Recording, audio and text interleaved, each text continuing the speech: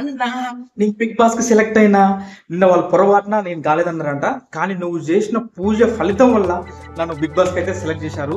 Thanks అన్న. So నీకు నేను గిఫ్ట్ ఇస్తున్నా బీరు, ఇదిగోన్నా.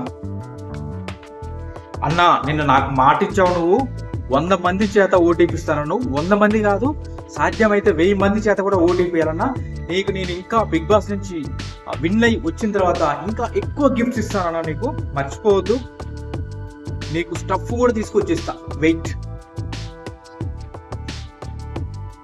ఓకే, చేస్తా. 1000 మంది చేత చేస్తా. ఏదో మాట కొరసుకున్నానరా, మళ్ళీ సెలెక్ట్ చేశారా? ఎలాగైనా సరే వీడిని బిగ్ బాస్ హౌస్కి వెళ్ళకుండా చేయాలి. కూల్ తక్కువ ఉందిగా, స్టఫ్ తెచ్చే వరకు డీప్ ఫ్రిడ్జ్లో పెట్టుకుందాం.